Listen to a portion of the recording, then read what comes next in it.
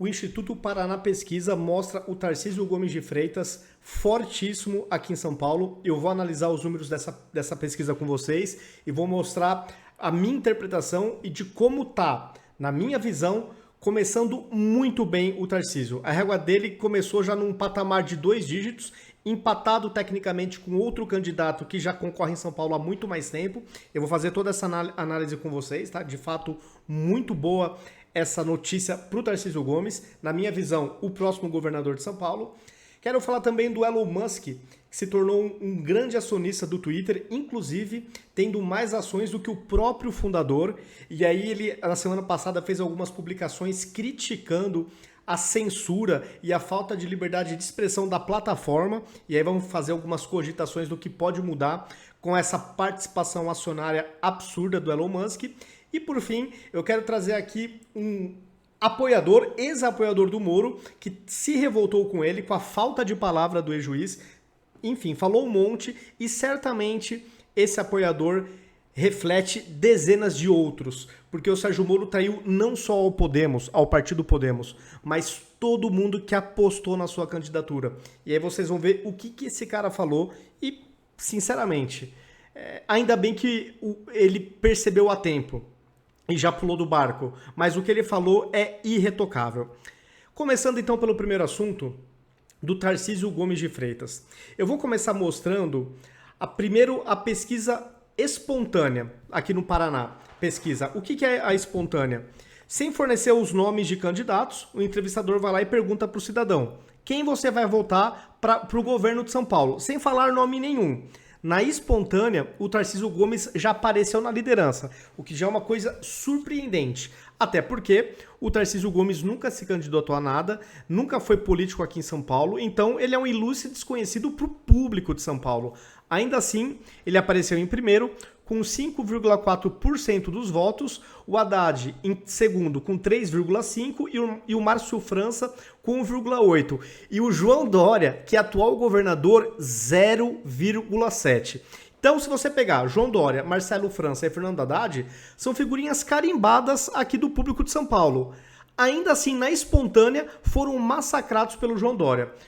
Desculpa, aqui João Dória. João Dória foi massacrado pelo povo. O povo não quer mais ele. Tá com 0,7%, não chegou nem 1%. Foi massacrado pelo Tarcísio Gomes. Esses 3 personagens que são famosos aqui em São Paulo. Já concorrem há um bom tempo por aqui. Então, isso já é uma coisa assim de chamar muita atenção, de maneira positiva por Tarcísio Gomes. Na estimulada, eu também tenho uma leitura muito positiva. Na estimulada, houve 3 cenários, tá? No primeiro cenário estava o Rodrigo Garcia, Vinícius Poit e Renata Abreu. Depois, nos demais cenários, não convém nem comentar, porque em um cenário sai o Vinícius Poit, no outro sai o Rodrigo Garcia, no outro sai a Renata Abreu, mas, a rigor, os 3 primeiros, que é o Fernando Haddad, o Márcio França e Tarcísio, pouco mudam, tá? Então, vou pegar aqui os números do cenário 1, que praticamente é a mesma coisa dos demais cenários. O Tarcísio Gomes já começa com 12,6%, atrás do Márcio França, que tem 17,1%, e do Haddad, que tem 30,2%. De novo, a gente tem sempre que desconfiar das pesquisas. A gente sempre tem que ter em mente que esses números, as pesquisas tendem a sempre errar para menos quando o político não é de esquerda, e errar para mais quando o político é de esquerda. Então, isso já tem que estar no nosso radar. Márcio França é do PSB, do Partido Socialista, e o Fernando Haddad é do PT, também esquerda. Então, isso temos que ter em mente. Mas, apesar de todo esse viés que a gente sabe que existe, o Tarcísio já está empatado tecnicamente com o Márcio França. A margem de erro, se eu não me engano, é 2,3%, tá? Então, na margem de erro, ele já está empatado com o segundo colocado. O Márcio França era vice do Geraldo Alckmin e concorreu na eleição passada. Então, é um nome que já está na cabeça dos paulistas. Então, o Tarcísio já começar empatado tecnicamente com um cara que concorreu na eleição passada é excelente.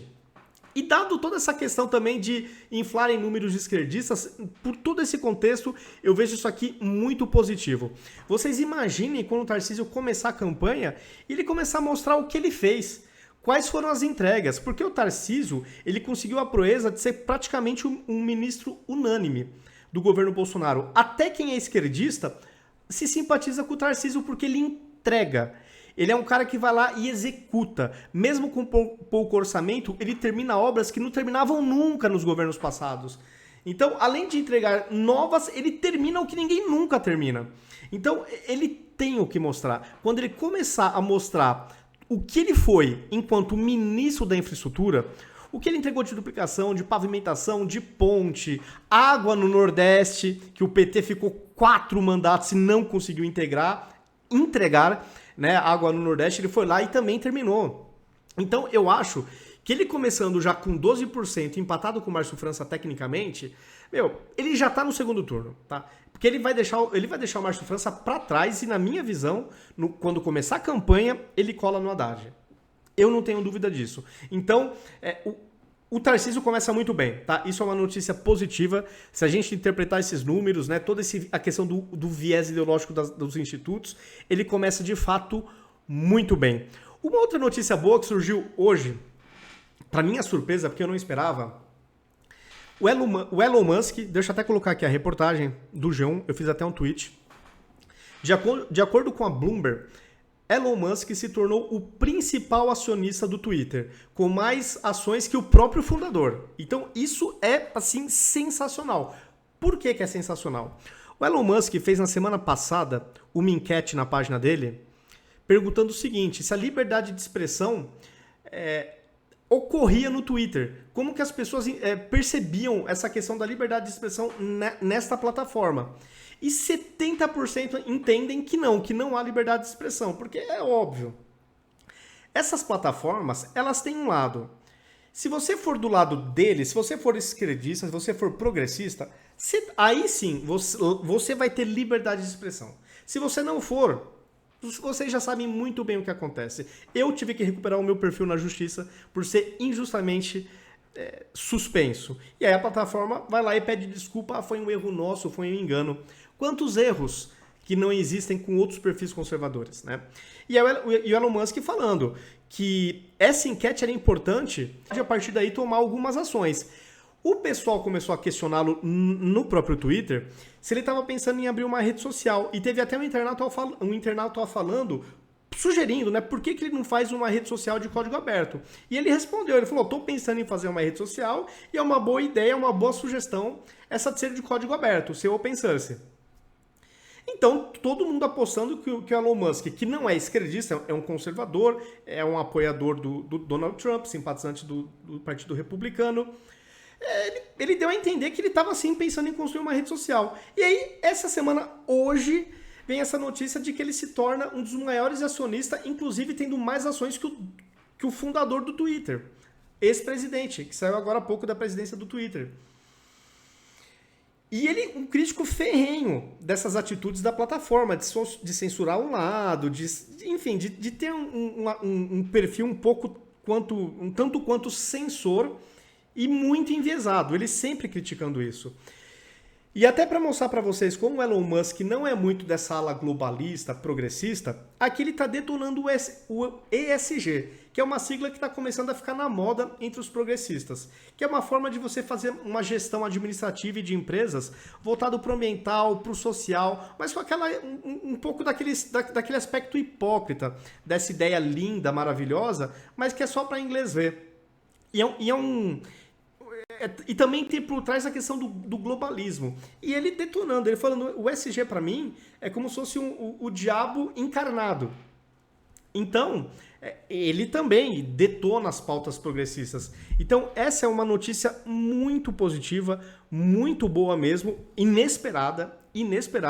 Eu esperando que fosse surgir uma nova rede social e que nada, ele vai lá e compra quase 10% do Twitter, dando aproximadamente 2,7 bilhões de dólares. O Elon Musk hoje é a pessoa mais rica do mundo. E graças a Deus é um não esquerdista, porque depois atrás dele só vem esquerdista. Então, vamos ver.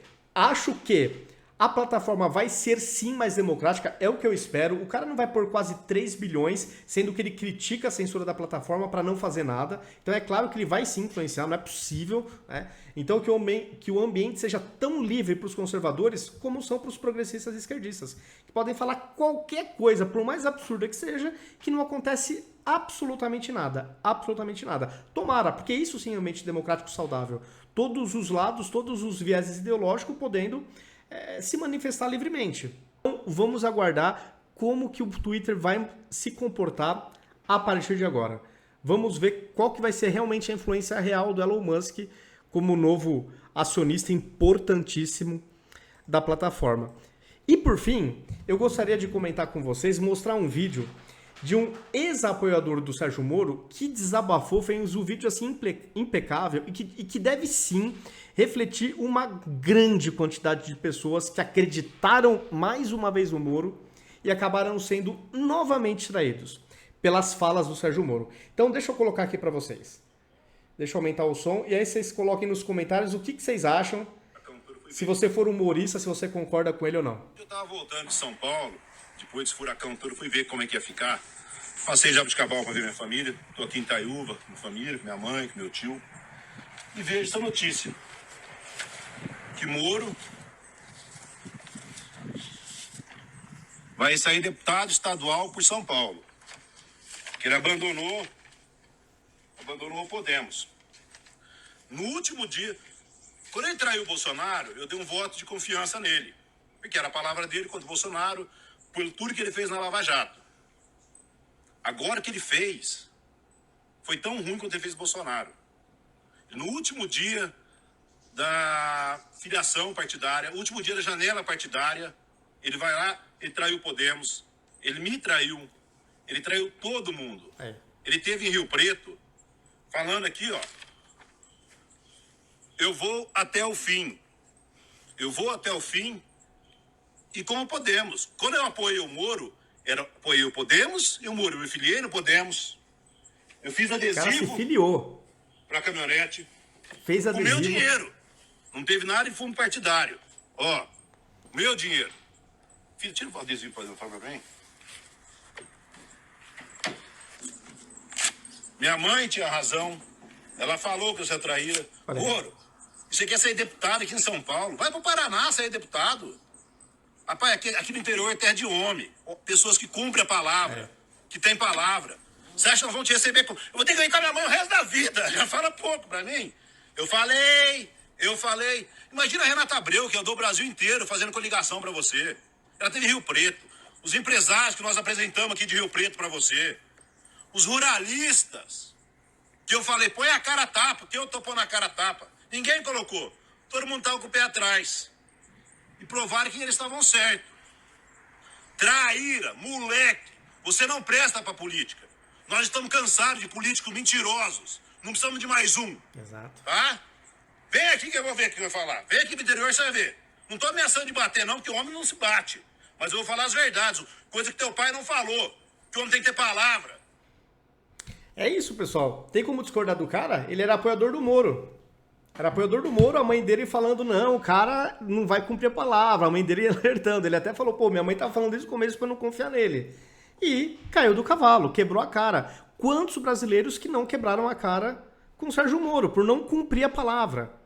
Eu até coloquei esses dias no meu Twitter, ele vai devolver o salário de 20 mil que ele ganhou mensalmente do Podemos, porque ele acabou traindo. O Podemos investiu, deu parte desses 20 mil, foi do fundo partidário, e vai devolver esse dinheiro, porque não honrou com compromisso, né? Esquisito. Mas, ó, com certeza, o que esse ex-apoiador do Moro tá falando, o que ele demonstrou, o que ele externou, com certeza milhares estão nessa mesma indignação que esse ex-apoiador. É isso. Entrar na política e não honrar com a palavra, acabou a carreira política. Já terminou antes de começar.